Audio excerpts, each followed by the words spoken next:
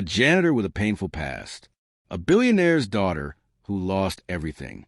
When he promised to help her walk again, everyone mocked him until the day she proved them all wrong.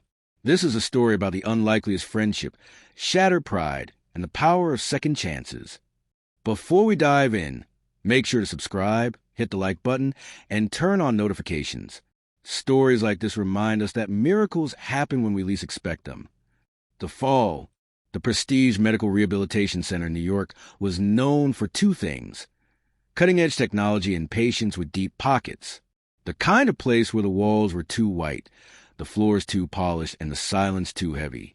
It was here that Mia Kensington, the 22-year-old daughter of billionaire Charles Kensington, had been sent after the accident. 6 weeks ago, her life had been a whirlwind of privilege.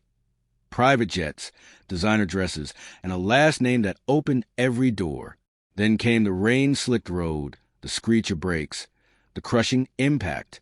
Now, she sat stiffly in a wheelchair, her once vibrant green eyes dull with anger, staring out the window at a world that kept moving without her. "You're not even trying, Mia." Dr. Langford, the lead therapist, crossed his arms, his patience wearing thin. Mia had just knocked over a set of parallel bars. Again, "I am trying," she snapped. "Try to figure out why you keep wasting my time with exercises that don't work." A few nurses exchanged glances. Mia Kensington had become infamous in the rehab center. Sharp-tongued, volatile, and utterly unwilling to accept her new reality. Across the room, unnoticed, a man in a faded blue janitor's uniform pushed a mop in slow, steady strokes. Daniel Ruiz, Danny to the few who bothered to speak to him, was a quiet presence in the facility. At 45, his dark hair was streaked with gray, his hands rough from years of labor. He kept his head down, did his job, and never drew attention to himself. But today, something made him pause. He watched as Mia clenched her fists, her knuckles white, her voice trembling with frustration. "I'm done. No more therapy. No more false hope." The room tensed. Dr. Langford sighed. "Mia, if you don't put in the work, you'll never walk again." "Then I guess I won't," she shot back. That was when Danny did something reckless. He set the mop against the wall and stepped forward. "I can help you walk." The words were quiet, but they cut through the room like a knife. Silence. Then laughter. A nurse covered her mouth.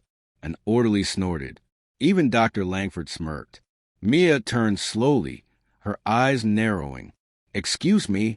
Danny didn't flinch. "I said I can help you walk." Mia let out a bitter laugh. "Oh, really? And what's your medical degree in mop handles?" The jab landed, but Danny didn't react. His dark eyes held hers, steady and unreadable. "I've helped people like you before." "People like me?" Mia's voice dripped with disdain. "You mean rich people?" "No," Danny said. "People who've given up." Something in his tone made the laughter die down. There was no arrogance in his words, just quiet certainty. Dr. Langford stepped in. "That's enough, Daniel. You're out of line." Danny didn't argue. He just nodded and reached for his mop. But Mia surprised herself. "Wait!" The word slipped out before she could stop it. Danny turned. Mia hated the flicker of hope in her chest. She hated that, for the first time in weeks, someone had looked at her like she was more than a broken thing. "Prove it," she said. The room went still. Danny studied her for a long moment. Then he nodded. "1 week. If you don't see progress, I'll never mention again." Dr. Langford scoffed. "This is absurd. Mia, you can't seriously." "I'll do it," Mia interrupted. The defiance in her voice silenced him. Danny didn't smile. He just gave a small nod. "Tomorrow, 6 a.m. Be ready." As he walked away, the whisper started. Did she just agree to let a janitor train her? This is going to be a disaster. Mia ignored them. For the first time since the accident, she felt something other than rage. It was fear, and something worse. Hope, the secret in the basement. The fluorescent lights buzzed overhead as Mia wheeled herself down the empty hallway, the rubber wheels of her chair squeaking against the polished linoleum. 5:55 a.m. The rehab center was eerily quiet at this hour, the usual bustle of nurses and therapists still hours away. She shouldn't be doing this. The thought nagged at her as she approached the service elevator at the end of the East Wing. Letting a janitor, a stranger, train her? It was insane. Her father would lose his mind if he found out. But what if he can actually help? Mia clenched her jaw. That was the dangerous thought, the one that had kept her awake all night. The way Danny had looked at her. Not with pity, not with the detached professionalism of the doctors, but like she was still a person, like she still had a choice. The elevator doors creaked open. Danny stood inside, holding a key card. He didn't smile, just nodded. You came. Mia rolled forward, her pulse quickening as the doors slid shut behind her. This better not be a waste of my time. The elevator descended, the numbers ticking down past the lobby, past the parking garage, stopping at a level marked B2. The doors opened to darkness. Then, with a flick of Danny's wrist, fluorescent bulbs flickered to life one by one, revealing a cavernous space that made Mia's breath catch. It was a gym, or what had once been a gym, decades ago, before the hospital renovated and abandoned it. Dusty parallel bars stood like sentinels in the center of the room. A rusted treadmill sat in the corner, its belt replaced with a newer model. Resistance bands, weights, even a makeshift balance beam, all meticulously maintained. Mia's fingers tightened around her wheelchair's push rims. What is this place? Danny walked forward, running a hand along the parallel bars. Back when I worked here as a therapist, this was our overflow rehab space. When they built the new wing, they forgot about it. He turned to face her. I didn't. A beat of silence. Mia's eyes narrowed. You were a therapist? Danny exhaled, long and slow, like he'd been waiting for this question. 10 years. Specialized in spinal cord injuries. He reached into his pocket and tossed her a worn business card. Daniel Ruiz, PT, DPT. Mia stared at the faded letters. So, why are you mopping floors? The question hung in the air. For the first time, Danny's calm facade cracked. Just slightly. A patient died. Not because of me, but he cut himself off, shaking his head. Doesn't matter. What matters is that I know how to help you, if you're willing to work. Mia studied him. The calluses on his hands, the shadows under his eyes. This wasn't just about her. She wheeled herself forward. Show me. The first session was brutal. Danny didn't coddle her. No gentle encouragement, no patronizing praise. Just relentless, methodical drills. Again. Mia's arms trembled as she pushed herself up from the mat, sweat dripping down her temples. Her legs, useless, dead weight dragged behind her. I can't. Again. She collapsed, panting. This isn't working. Danny crouched beside her. You've spent 6 weeks letting people tell you what you can't do. Today you prove them wrong. Something in his voice, the quiet certainty, made her fists clench. She tried again, and again, and then a twitch, so faint she almost missed it. A flicker of movement in her left foot. Mia froze. Did you see that? Danny's eyes locked onto hers. I saw it. For a heartbeat, neither of them breathed. Then, from above, the distant sound of footsteps. Danny's head snapped up. Someone's coming. Mia's stomach dropped. If they were caught, the door at the top of the stairs creaked open. Hello? Dr. Langford's voice echoed down the stairwell. Is someone down here? Danny moved fast, killing the lights. In the sudden darkness, Mia felt his hand on her wheelchair, pulling her behind a stack of mats. Not a sound, he whispered. The beam of a flashlight cut through the dark, sweeping across the room. Mia held her breath, her heart pounding so loud she was sure Langford would hear it. The light paused, lingered, then miraculously retreated. The door clicked shut. Mia exhaled shakily. He's gone. Danny didn't relax. We can't train here anymore. Not after this. Mia stared at her foot, at the faint echo of movement she'd felt. Then where? A long silence. Then Danny met her eyes. My place. The betrayal. The smell of old books and coffee hit Mia, the moment Danny pushed open the door to his apartment. It wasn't what she'd expected. No peeling wallpaper or flickering fluorescent lights. Just a small, lived-in space with a worn leather couch, shelves crammed with medical textbooks, and a single framed photo of a younger Danny in scrubs, standing beside a hospital bed where a smiling teenage boy sat upright, gripping parallel bars with determination. Mia wheeled herself closer to the photo. Who's this? Danny didn't look at it. Patient of mine. A long time ago. His tone warned her not to pry. She let it drop. For the next 2 weeks, they fell into a rhythm. Every morning before dawn, Danny would meet her at the rehab center's back entrance, drive her to his apartment in his battered pickup truck, and work her through brutal, relentless exercises. No pity. No excuses. And then it happened. Mia was gripping the kitchen counter, Danny bracing her from behind. When she felt it, a flicker of muscle in her thigh, a real, undeniable contraction. Her breath caught. Danny! I saw it. His voice was rough. Again! She pushed, harder this time. And then, her right leg moved. Just an inch. Just a tremor. But it moved. Mia's vision blurred. For the first time since the accident, she didn't feel broken. That was when the knock came at the door. 3 sharp raps. Danny went still. Mia frowned. You expecting someone? Before he could answer, the door swung open, and Charles Kensington stood in the doorway, his tailored suit immaculate, his face a mask of cold fury. What the hell is this? Mia's stomach dropped. Her father stepped inside, his gaze sweeping over the makeshift parallel bars made of PVC pipe. The resistance bands looped around doorknobs, the medical textbook splayed open on the coffee table. His lip curled. So it's true. You've been sneaking my daughter out of her rehab facility to, what? Play doctor in your slum apartment? Danny didn't flinch.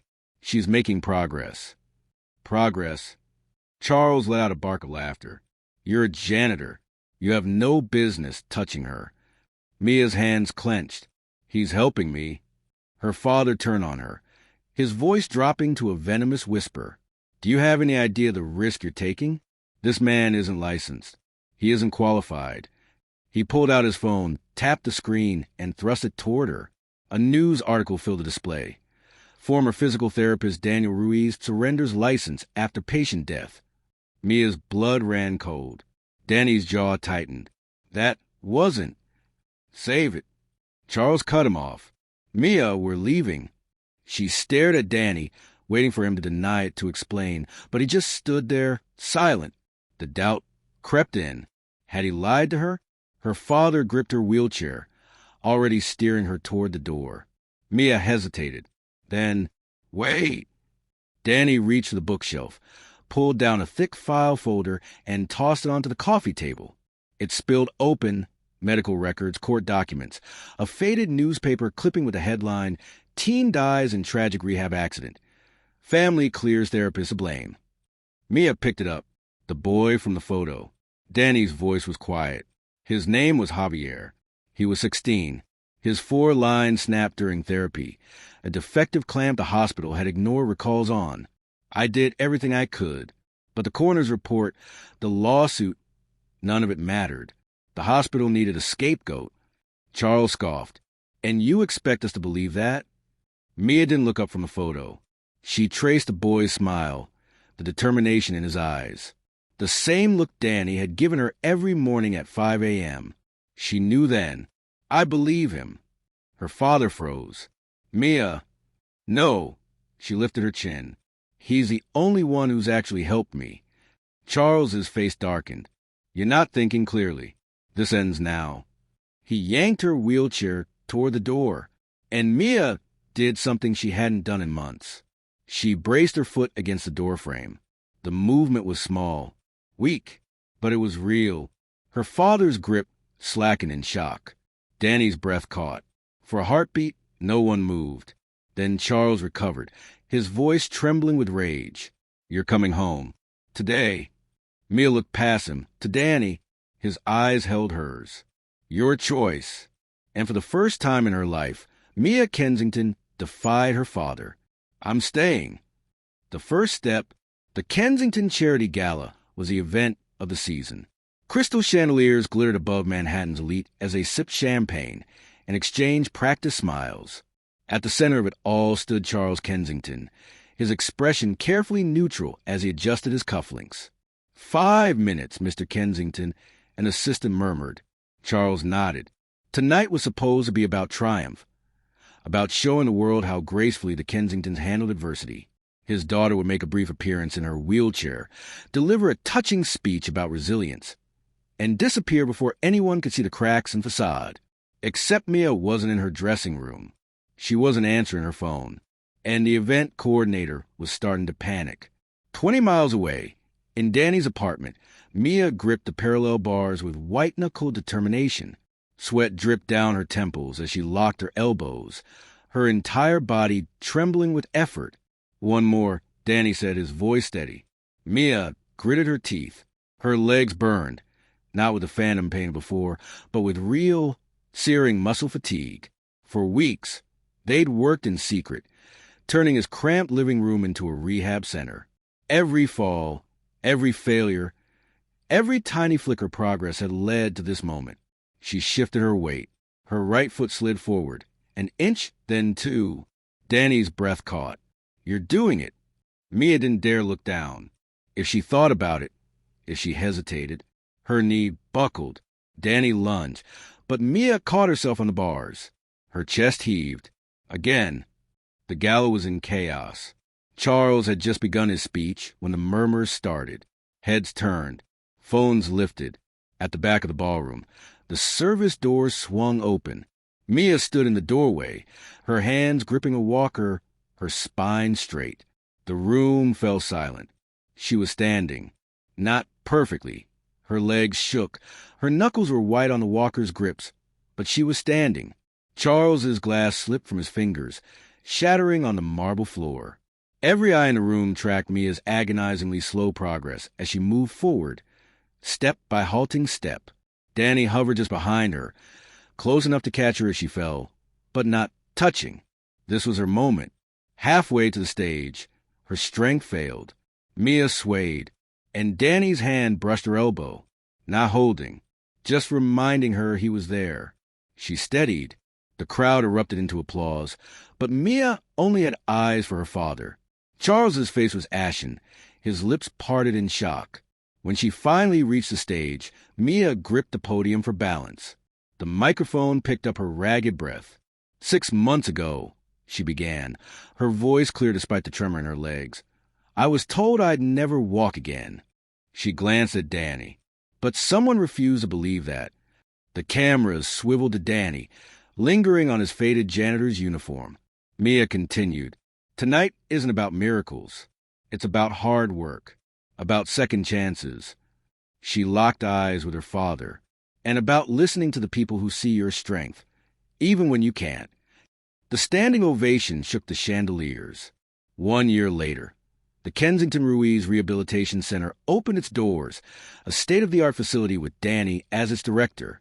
Mia walked onto the stage at the ribbon cutting without her walker, her gait slow but steady. And when a new patient in a wheelchair asked, voice thick with despair, Do you really think I could walk again? Mia smiled. Let me tell you about a janitor who asked me the same question. Did the story inspire you? Like, subscribe, and hit the notification bell so you never miss our next heartwarming tale. And tell us in the comments, who's the unlikely hero in your life?